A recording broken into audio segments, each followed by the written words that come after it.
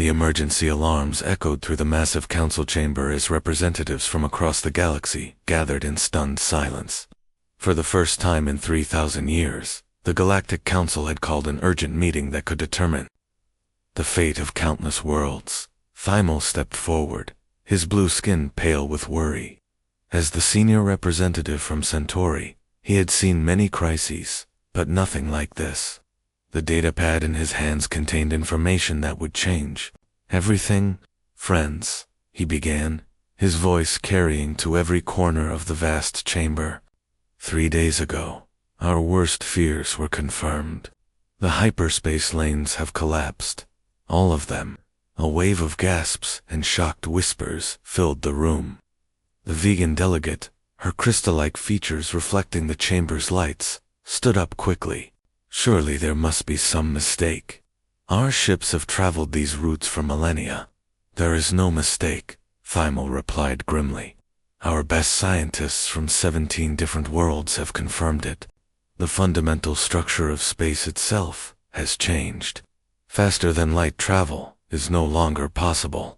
The implications hit the assembled delegates like a physical blow. Their vast civilizations, spread across hundreds of star systems, would be cut off from each other. Colonies that depended on regular supply ships would slowly die. Families separated by light years would never see each other again. The golden age of galactic civilization was ending. Dr. Kelthra from the Rigel system stood, her tall frame trembling slightly. "How long do we have? How long before our isolated colonies begin to fail?" "Some have perhaps a year of supplies," Thymol answered. "Others, less. The rim colonies will be the first to suffer."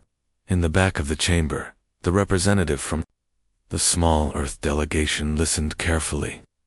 Humans were newcomers to the galactic community, barely noticed by most species. Their territory consisted of one small system, with a single habitable world. Most council members forgot they were even present at these meetings. The debate continued for hours. Some delegates proposed massive evacuation efforts to bring colonists back to their home worlds. Others suggested rationing resources to make supplies last longer. All the solutions involved abandoning parts of their civilizations. "We must accept reality," declared the Andromedan ambassador. "The age of expansion is over. We must prepare our people for a smaller universe." Nods of agreement came from around the chamber. It was logical. It was reasonable. It was the only practical response to an impossible situation. Then Thymol remembered something from his briefing notes. "There is one unusual report I should mention," he said. "Our monitoring stations have detected some strange activity in the Sol system." The human delegate, a quiet woman named Ambassador Somin, looked up with interest. "What kind of activity?" asked Dr. Kalthora. "The humans appear to be ignoring the situation," Thymol said with confusion. "Our intelligence suggests they refuse to accept that faster-than-light travel is impossible." Several delegates laughed. The vegan representative shook her head in amusement. "Perhaps they do not understand the science involved. Humans are still quite primitive compared to most of our species.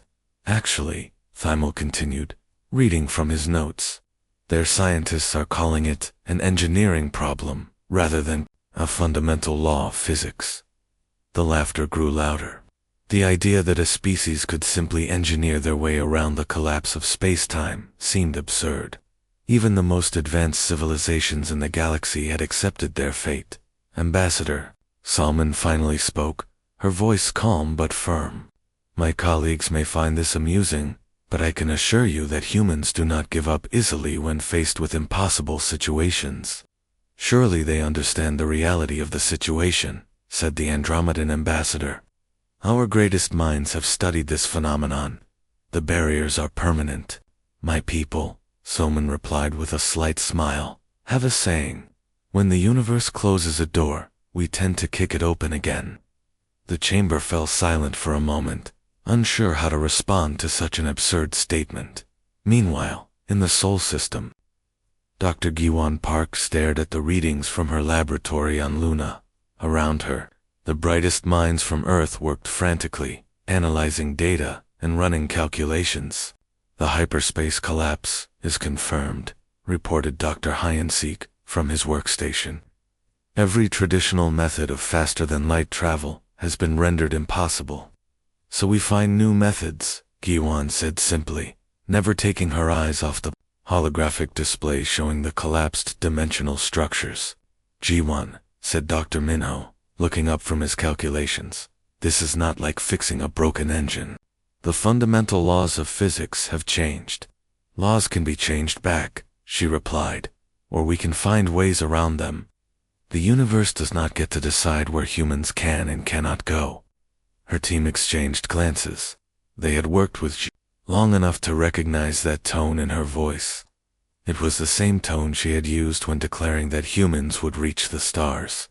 Back when they were still struggling to build reliable rockets, Admiral Soyan entered the laboratory, her military uniform crisp, despite the late hour. Dr. Park, I need to know if there is any hope. Our colonies are already reporting supply shortages. Ji-won turned to face the Admiral, her expression determined. There is always hope, Admiral. We just need to build bigger doors than the universe thinks it can close. The work began immediately. 6 months had passed since the Great Silence began, and the human research station floating near Earth's moon had become the busiest place in the solar system. Dr. Gi-won Park walked through the corridors, where scientists worked around the clock, their faces showing both exhaustion and determination. Test number 43 is ready, announced Dr. Sunho from the main control room. Through the thick protective windows, they could see their latest experiment, a machine that looked like it had been built by someone who was angry at the universe itself. What are we trying this time? Asked Dr. Mingi, checking her instruments. We are going to create a small black hole and see if we can convince it to make a tunnel through space. Sunho explained, matter-of-factly. The other scientists nodded as if this was a perfectly normal Tuesday activity. After months of impossible experiments, nothing seemed strange anymore. The machine activated with a deep humming sound that made everyone's teeth ache. For a moment, space itself seemed to bend and twist. Then, with a flash of light that temporarily blinded their sensors, the experiment ended in another spectacular failure.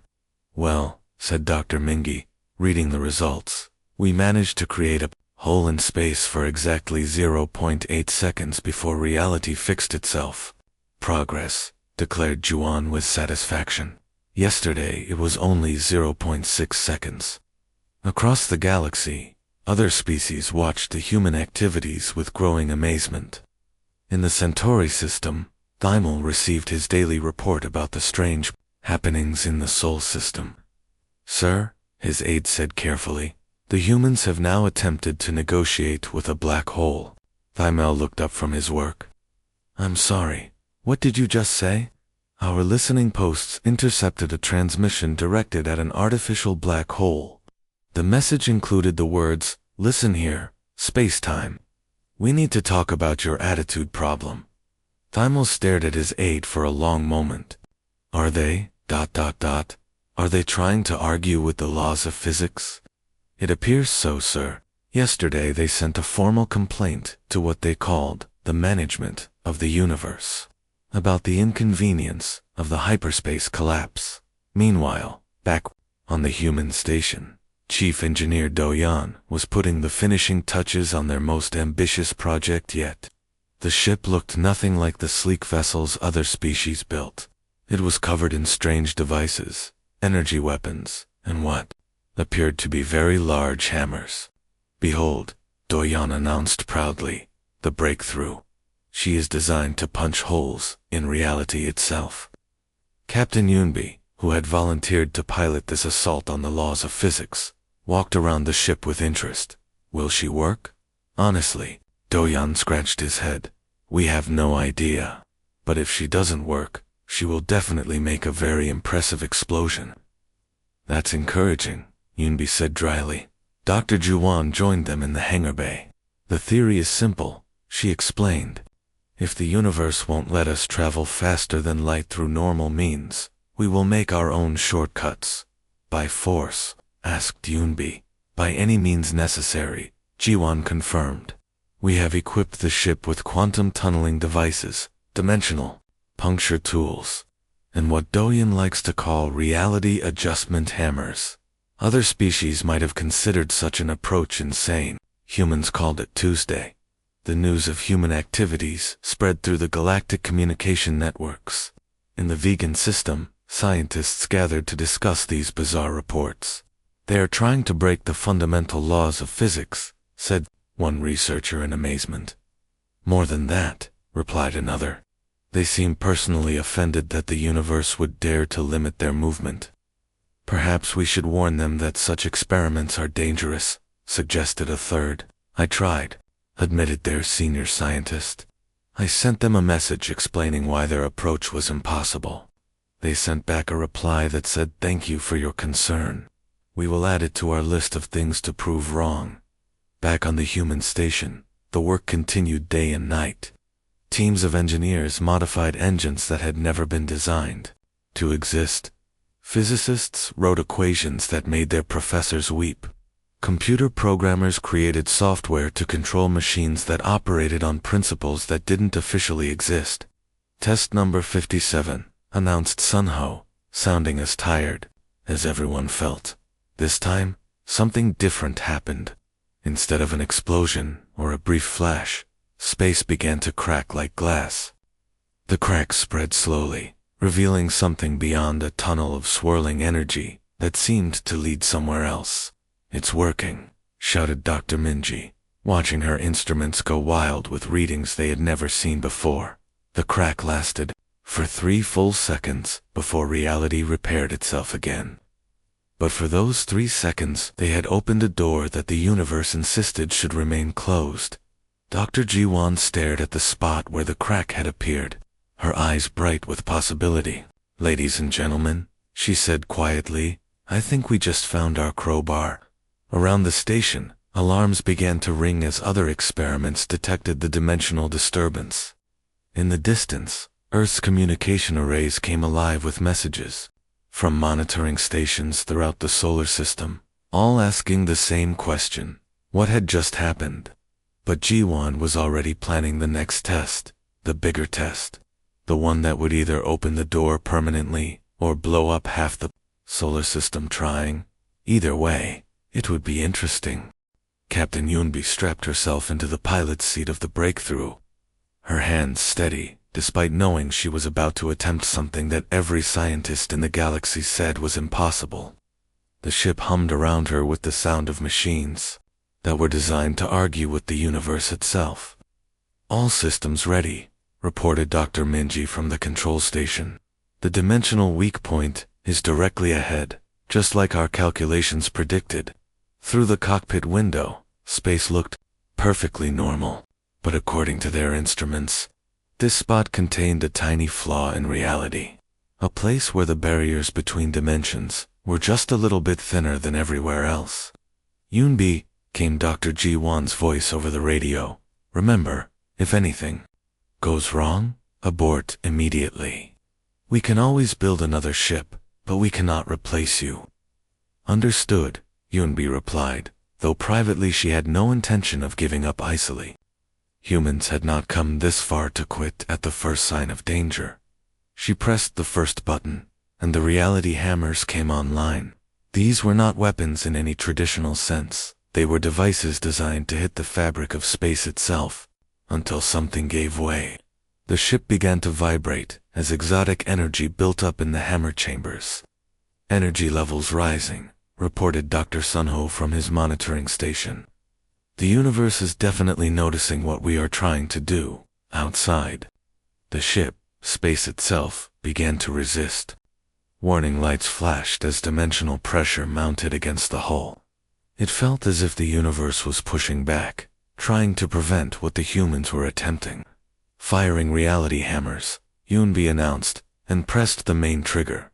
The hammer struck space-time with a sound like thunder mixed with breaking glass. For a moment, absolutely nothing happened. Then, slowly, Cracks began to appear in the empty space ahead of the ship. "It's working," shouted Dr. Minji, watching her. "Instruments register readings that should not exist. She's actually cracking reality." The cracks spread wider, revealing glimpses of swirling energy beyond, but the universe fought back. Alarms screamed throughout the ship as dimensional forces tried to crush the vessel that dared to break cosmic law. "Hull integrity down to 70%, reported the ship's computer in its annoyingly calm voice. "Recommend immediate retreat." "Not yet," Yunbi said through gritted teeth, fighting to keep the ship steady as space itself seemed to shake around them. "I can see something on the other side." Through the growing crack in reality, she could see stars, different stars, arranged in patterns she had never seen before. It was another part of space, somewhere far from Earth. "The crack is widening." Dr. Sunho's voice was filled with excitement and terror in equal measure. "But the ship cannot take much more of this pressure." Yunbi made a decision that would change galactic history. Instead of retreating, she pushed the engines forward and flew directly into the crack in space. The transition felt like being turned inside out while being struck by lightning. Every atom in her body seemed to argue with every other atom about where exactly they were supposed to be. Then, suddenly, it was over. Stars surrounded her ship, but they were the wrong stars. Her instruments confirmed what she could hardly believe. She was in the Proxima Centauri system, over 4 light-years from Earth. "This is Captain Yunbi, to Earth Control," she said into her radio, though she had no idea if the signal could reach across the dimensional crack. "I made it through. I'm at Proxima Centauri." Back at the monitoring station near Earth's moon, the control room erupted in celebration. They had done the impossible. They had kicked open the universe's locked door, but the celebration was brief. Within hours, automated monitoring systems throughout the galaxy detected the dimensional disturbance. Emergency signals flashed across the galactic communication network as every major civilization received the same impossible message. Someone had achieved faster-than-light travel. In the Galactic Council chambers, Thymel stared at the confirmed reports with disbelief. "The readings are verified." He asked his aide for the 3rd time. "Yes, sir." A human vessel appeared in the Proxima Centauri system via what can only be described as a controlled dimensional breach. They forced their way through space-time itself. Around the galaxy, the reaction was immediate. Some species felt hope for the first time in months. If humans could break through the barriers, perhaps isolation was not permanent after all. Others felt fear. Any species that could break the laws of physics might be dangerously unpredictable. The humans, meanwhile, were already planning their next move. Captain Yunbi's successful transit had proven the concept worked, but one hole in space was not enough. They needed permanent corridors that could be used safely by any ship. "The energy requirements will be enormous," warned Dr. Hyansik as the team gathered to discuss their next steps. "Maintaining a stable dimensional tunnel will require constant power input. Then we build bigger power sources," replied Dr. Giwan simply. "And we build lots of them." "What about the other species?" asked Dr. Minji. "They might want to use these corridors too." Gaiwan smiled. "Then we teach them how. The universe tried to lock us all in our separate systems. The least we can do is make sure everyone gets a key to the doors we are opening." The first crack had been made. Now came the hard work of turning it into a highway that would reconnect the galaxy. 3 months after Captain Yunbi first broke through the dimensional barriers, human ships began appearing throughout the local star cluster. But they did not come as conquerors or explorers seeking profit. They came as helpers, and that surprised everyone. The first major rescue happened in the Vega system. The human medical ship New Soul emerged from a swirling dimensional portal, just as the local colony was facing complete disaster. A plague had spread through their population, and their isolated medical facilities could not find a cure. Captain Ji-hoon stood on the bridge of his ship, looking at the readings from the dying colony below. This is the human vessel New Soul. Calling Vega Colony? We have medical supplies and doctors. Do you need help? The response came quickly, filled with desperation. New Soul, this is Colony Governor Thale. We have 17,000 sick colonists, and no cure.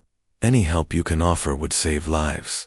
Prepare your medical facilities, Ji-hoon replied. We are coming down. Dr. Yuna led the medical team that landed on Vega Prime. She worked alongside the local alien doctors, adapting human medicines to work with different biologies. For 3 weeks, she barely slept as she fought to save lives that belonged to species she had never met before. When the plague was finally defeated, Governor Thale offered the humans territorial rights, mining claims, and trade agreements worth billions of credits. Dr. Yuna politely declined everything. We did not come here for payment, she explained to the confused governor. We came because people were dying, and we could help. That is reason enough. Similar scenes played out across dozens of star systems. The human cargo ship Pathfinder brought food to starving worlds. The engineering vessel Hammer brought spare parts to failing space stations. The research ship Discovery brought new technology to colonies that had been cut off from scientific advancement. But most importantly, they brought the knowledge of how to maintain the dimensional corridors themselves. On Kepler Station, an alien monitoring post, Dr. Kelthra watched the human maintenance crews with fascination. These ships looked like mobile construction platforms, bristling with tools designed to repair reality itself. They actually enjoy this work, she marveled to her research assistant. Look at them, they are singing while they install dimensional stabilizers. Chief Engineer Taeyan of the maintenance vessel, Starbridge, waved cheerfully at the alien observers as his team worked. Why should we not enjoy our jobs? He called out. We are turning the impossible into everyday infrastructure. The human maintenance crews moved from system to system, installing the massive devices that kept the dimensional tunnels stable. These stabilizers looked like giant metal flowers that bloomed in space, their petals crackling with exotic energy that held the cracks in reality open. It is remarkable, Dr. Kalthora reported to her superiors. The humans have created a network of artificial wormholes, and they are freely sharing the technology with anyone who asks. The galactic communication networks buzzed with reports and debates. Some species remained suspicious of human intentions. How could any species be so generous without hidden motives? Others marveled at the efficiency of the human approach to the crisis. In the reformed Galactic Council, emergency sessions had become planning meetings. Representative Thymel found himself working closely with the new human, Ambassador Soman, to establish proper protocols for the growing network. Your people have accomplished something we believed impossible, he told her during a break in the sessions. But I must ask, what do you want in return? Ambassador Soman smiled, the same patient smile humans seemed to wear whenever aliens asked this question. We want the galaxy to work properly again. We want families to be reunited. We want trade and knowledge to flow between worlds. We want no one to die alone on isolated colonies. But surely you must want something for your people specifically, Thymel pressed. We want our colonies supplied too, Somin admitted. We want to explore new worlds and meet new species. We want to learn and grow and be part of something bigger than just Earth. The dimensional network gives us all of that, by giving it to everyone else as well. By making sure everyone else gets it too, she corrected gently. A galaxy where only humans can travel freely is not the galaxy we want to live in. This philosophy puzzled many species, but the results were undeniable. Human ships appeared wherever they were needed most. When the Andromedan mining platform suffered catastrophic failure, human engineers arrived within days to help repair it. When Centauri scientists made a breakthrough in dimensional theory, human researchers freely shared their own discoveries to advance the work. The maintenance ships worked around the clock, expanding the network of stable corridors. Each new tunnel connected more worlds, reunited more families, and restored more of the galactic civilization that everyone had thought was lost forever. Dr. Juan, now bearing the title Chief Dimensional Engineer, stood in the main control room watching the network grow.